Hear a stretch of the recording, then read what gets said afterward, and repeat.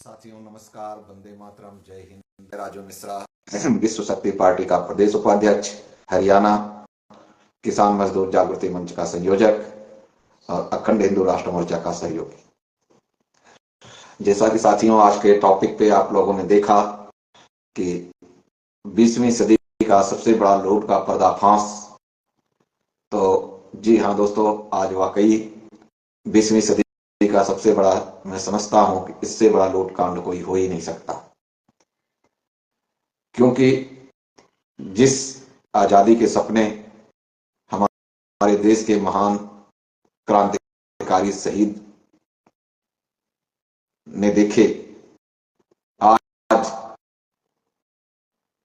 उस आजादी की जगह पे हमें कुछ भी नजर नहीं आता है तो सिर्फ क्या, शून्यता। बात की शुरुआत करते हैं। इससे पहले आप सभी से एक गुजारिश, अगर आप हमें फेसबुक पे देख रहे हैं तो पेज को लाइक और फॉलो कर लें, और अगर यूट्यूब पे देख रहे हैं तो चैनल सब्सक्राइब कर लें। दोस्तों, हमारे देश में एक से एक महाबलिदानी, बड़े बड़े क्रांतिकारी और बहुत बड़े बड़े वीर शूर योद्धा भी हुए। उन्हीं में से एक नाम आता है नेताजी सुभाष चंद्र बोस।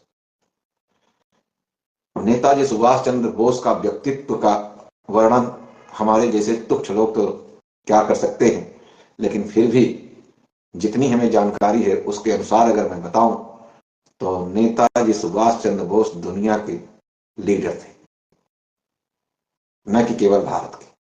एक ही बात है, मैं अपनी बात को यहीं समाप्त करूंगा।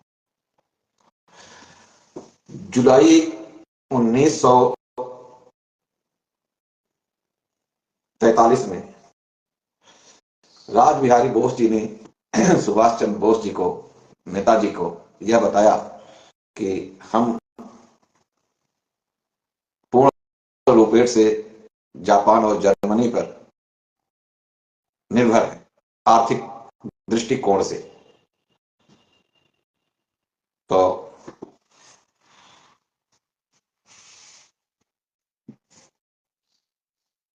नेताजी ने, ये बात उनकी सिंगापुर में हुई। एक मिनट, स्लेट बता रहा था।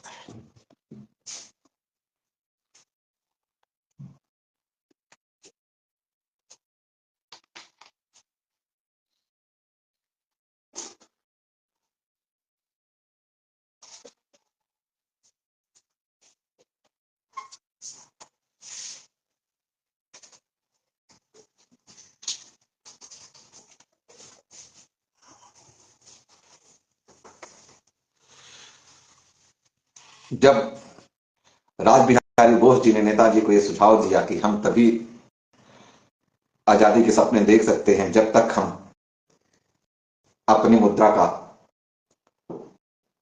आवरण विकास या पर्याप्त मुद्रा का भंडारण नहीं करते थे। और नेताजी ने विचार विमर्श किया कि हमारे देश में सोने चांदी की इतने मुद्रा है तो हम क्यों जर्मनी और जापान के ऊपर डिपेंड रहे। इसी के तहत नेताजी ने सिंगापुर से 1943 में एक अपील की देश की जनता से, जिसमें उन्होंने धन की जब अपील की तो आपको जानकर हैरानी होगी कि नेताजी जब भारत आए तो उनके पास दान के रूप में महिला पुरुष बच्चे जितने थे सब लाइन लगा करके खड़े हो गए। महिलाओं ने अपने मंगलसूत्र तक नेताजी को देश की सेवा में समर्पित कर दिया। और यहां तक कि आपको बताएं, कर्नल महमूद ने लिखा है कि एक गरीब व्यक्ति दिहाड़ी मजदूरी करके आता है, उसके पास जो भी दिहाड़ी होती है वह भी देने के लिए लाइन में खड़ा हो जाता है कि देश के लिए हमारा ही सहयोग है।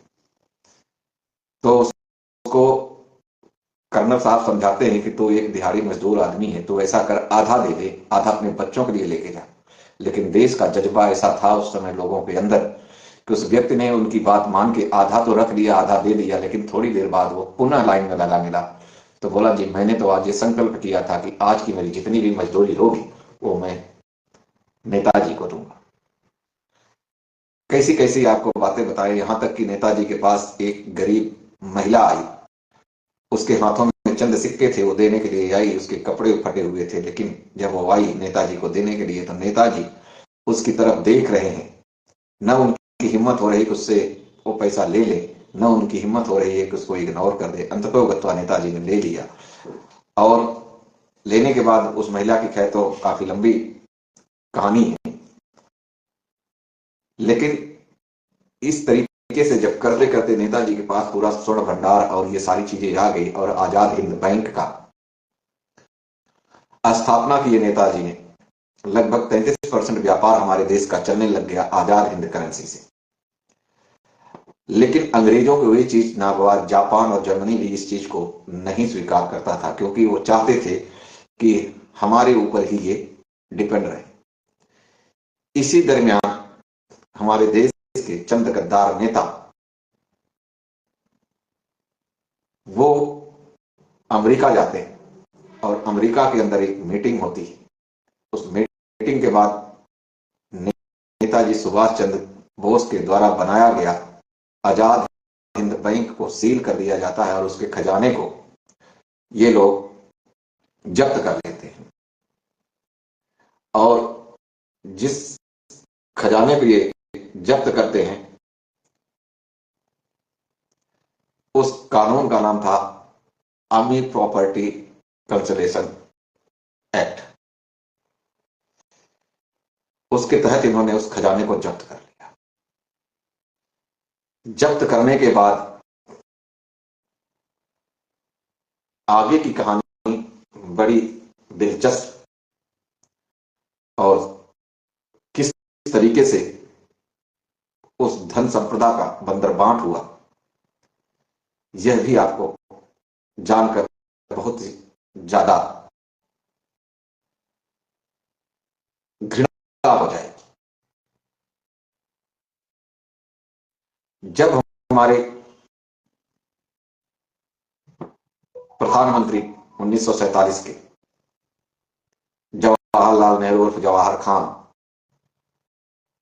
ये अमेरिका जाते हैं तो वहां 5 लाख रुपए का स्वर्ण मुद्रा, 5 लाख रुपए का सोना इंडियन ओवरसीज बैंक में पर्सनल अकाउंट खुलवाते हैं और उसके अंदर ट्रांसफर ले लेते हैं। और जब इंडिया आते हैं तो उनके कहीं भी उस रिपोर्ट में उस 5 लाख रुपए का कोई जिक्र नहीं था। अब दोस्तों आप ये समझिए कि 1946-47 में 5 लाख रुपए स्वर्ण मुद्रा आज का क्या होगा, कितने अरब रुपए होगा, और जितना होता उसमें 85 का गुणा कर दीजिए, क्योंकि आज डॉलर शाही है। इतने गुना रुपए का लूट किया हमारे चाचा जी नेहरू। दौर यही नहीं खत्म होता है, ये लूट चलती रहती है और इस हद तक चलती है कि इन्होंने नेताजी को गुमशुदा, उसके बाद हवाई दुर्घटना में मारने का, ये कथित तरह के दुनिया भर के लोगों को भ्रमित करने के लिए बहुत सारे षड्यंत्र किए गए, लेकिन सत्यता किसी में नहीं आई। और जब 2016 में नेताजी की कुछ फाइलों का सरकार ने आम जन के लिए खोला तो बहुत सारे गहरे राज आपके सामने आए। खैर हम इन सारी चीजों पर नहीं जाते, और नेताजी को देने वालों में अगर मैं बात करूं तो कोई छोटी मोटी राशि नहीं थी। जैसे कि 2-4 लोगों का नाम आपको बताता हूं। नेताजी को जो पहले दिया था लोगों ने, उसमें एक थी नीता गुप्ता जो रानी झांसी रेजिमेंट की थी महिला, उन्होंने लगभग 50 लाख रुपए दिया उस टाइम। और एक थे हबीब साहब, उन्होंने लगभग 1 करोड़ रुपए और गाड़ी बंगला सब कुछ अपना निछावर कर दिया। इसी तरह से बहुत सारे लोग थे जिन्होंने दिया, कोई अंतर नहीं था। और उसी के आधार पर ये सारी चीजें नेताजी ने जो आजाद हिंद बैंक की स्थापना की थी और आजाद हिंद करेंसी जारी की थी, उसी से लेन देन होता था, पूरा ट्रांसपेरेंसी के साथ होता था, उसका मानक स्टैंडर्ड वगैरह सब कुछ एकदम एक्यूरेट बहुत सही बनाया। लेकिन आगे क्या होता है, इन नेताओं ने जब वहां से फोन आता है अमेरिका से 1952 में कि हमने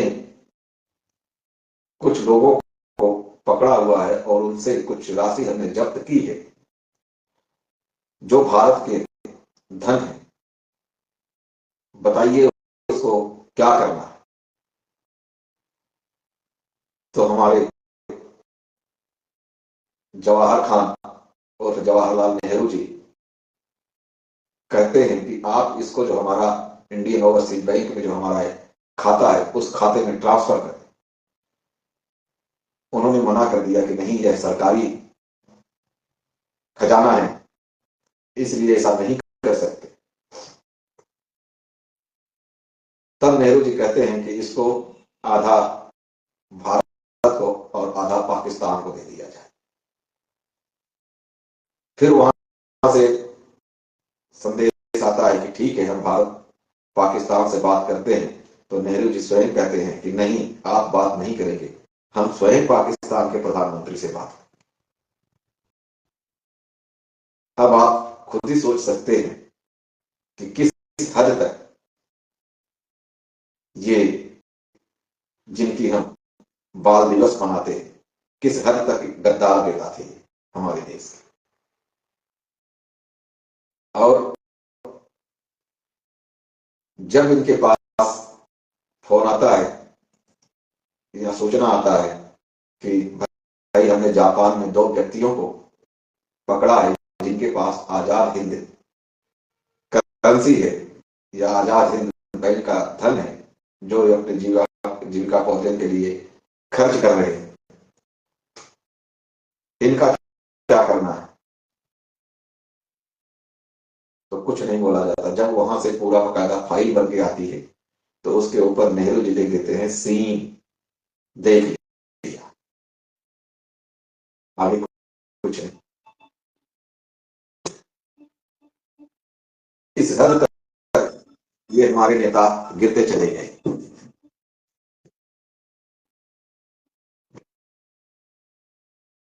तो विडंबना ये,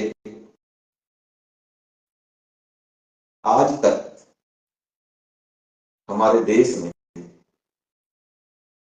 किसी भी प्रधानमंत्री ने आखिर इस चीज का पर्दाफाश क्यों नहीं किया? क्योंकि वो संपत्ति थोड़ी नहीं थी, और वो सारी की सारी संपत्ति बैंक ऑफ जापान टोक्यो में थी। तो कोई भी प्रधानमंत्री निकाल सकता है, बैंक का स्टेटमेंट बता देगा। लेकिन आज तक किसी की हिम्मत नहीं हुई उसको ये ओपन करे, और न ही ये इस विषय पे बात करना चाहते। दोस्तों यकीन मानिए, अगर ये कथित पार्टी वाले नेताजी सुभाष चंद्र बोस के खजाने को हिंदुस्तान ले आए या जिनके पास है उसको ये निकाल ले, तो हमारे देश की भुखमरी समाप्त हो सकती। चंद गद्दार नेताओं के खाते में पैसे पड़े जो है तो यही हमारे आपके बीच से ही चुन करके जाते हैं और बकायदा अच्छे अच्छे मीठे मीठे भाषण देते हैं, जिसके तहत हम लोग इनको विजयी भव का आशीर्वाद देते हैं। लेकिन जो इन्होंने इस तरीके से आम जन की भावना, आम जन की धन संपदा, आम जन की धन लूट लिया, उससे बड़ा क्या और वो नेता आपको क्या है। हमें आपको जागने की आवश्यकता है। जिन लोगों ने देश के साथ गद्दारी की, आज वो पार्लियामेंट में बैठे, बड़े बड़े ओहदे पे हैं, बहुत बड़े बड़े मंत्री हैं, लेकिन आम जन का क्या हाल। हर व्यक्ति सुसाइड जैसे अटेम्प्ट करने को मजबूर है। दोस्तों, नेताजी सुभाष चंद्र बोस कोई छोटी मोटी हस्ती नहीं थी, और यही जब उनका 8 सूटकेस में पैसे आते हैं, हमारे प्रधानमंत्री जी वापस मंगाते हैं, तो वियतनाम में आते आते 2 सूटकेस हो जाते। और विडंबना देखिए, जिस हवाई दुर्घटना में नेताजी का मृत्यु का ये लोग कथित व्याख्यान करते, उस जहाज के आगे के मलबे को इन्होंने कनस्तर में भर के रख दिया, उसी देश को वापस भेज दिया। 2 कनस्तर सूटकेस में बदल गया, और आता है तो त्रिमूर्ति भवन में श्रीमान जी ले लेते हैं, उसको कुछ दिन तो अपने बंगले में रखते हैं, उसके बाद म्यूजियम में रखवाया जाता है, नॉट टू बी डिस्प्ले, यानी दिखाया नहीं जाएगा। कितनी साज रहस्य दबा रखे हैं। हमारे आपकी आंखों पे तरह तरह के चश्मे चढ़ा देते हैं, और ये लूट रहे। 20वीं सदी का सबसे बड़ा लूट यही रहा, आजाद हिंद बैंक। उसके बाद इन्होंने जब नेताजी के उस सारी चीज को देख करके इन्होंने पेपर करेंसी एक्ट वगैरह से सब निकाल करके गोल्ड कंट्रोल बिल भी बना दिया, जिसके तहत आज नेता दिन दुगुना रात चौगुना तरक्की कर रहे हैं, और आम और गरीब आदमी दिन दुगुना रात चौगुना कर्जदार हो रहा है। इससे बड़ा लूट का प्रमाण आपको क्या चाहिए। हमें आपको जानने की आवश्यकता है। आज हमारे देश की करेंसी रुपया विलुप्त हो गया,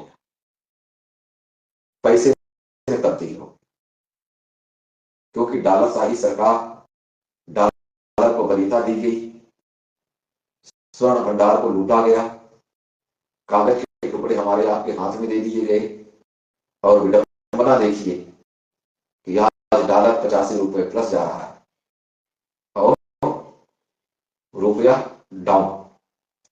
कल के अखबार में दिया था रुपया 2% और नीचे गिरा।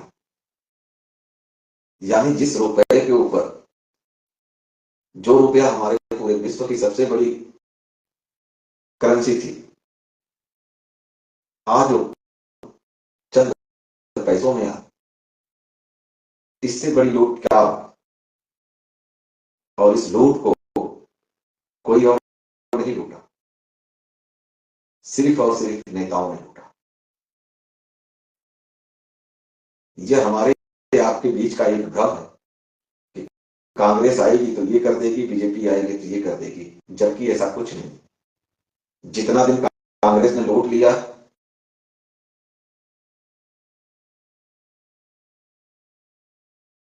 उसने भी लूट लिया।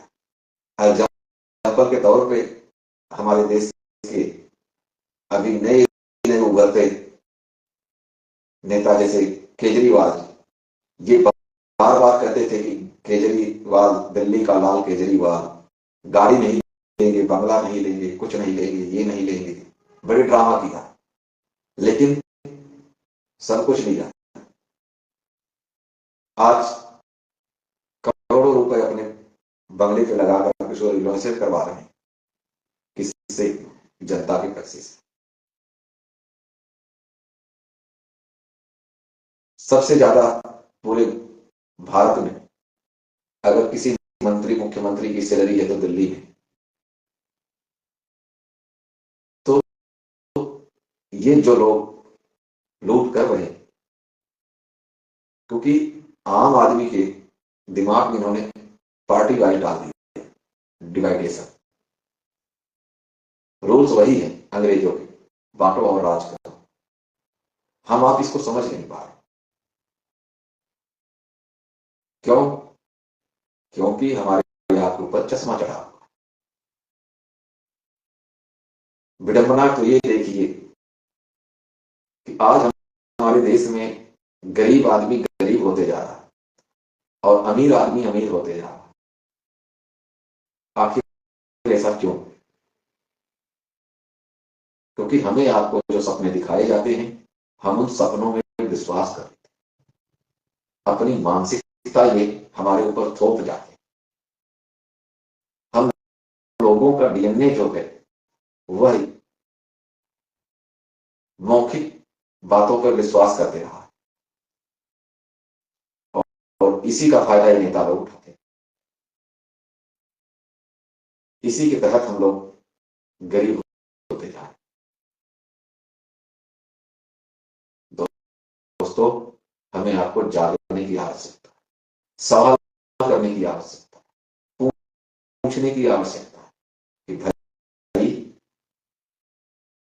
आपने हमारे देश के लिए क्या किया, हमारे लिए क्या किया। आपने सिर्फ और सिर्फ अपना खजाना भरा, न हमारे लिए कुछ किया, न देश के लिए कुछ किया। अगर देश के लिए कुछ 10% भी कर देते, आज हमारी ये हालत नहीं होती। हर व्यक्ति कर्ज में डूब रहा है, हर व्यक्ति मर रहा है। इसका जिम्मेदार कौन? और नेतागण सिर्फ और सिर्फ लूट रहे।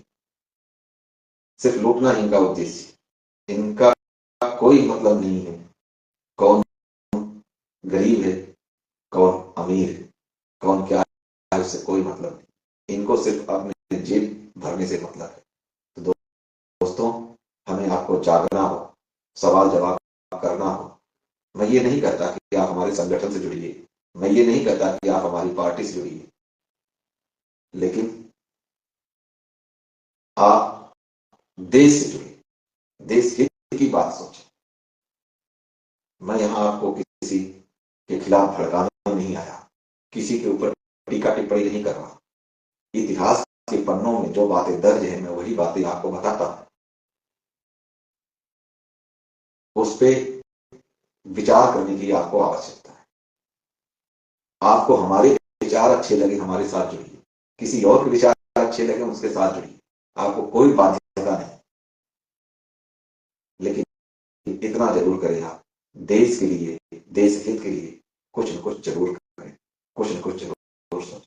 इसी के साथ दोस्तों, जय हिंद,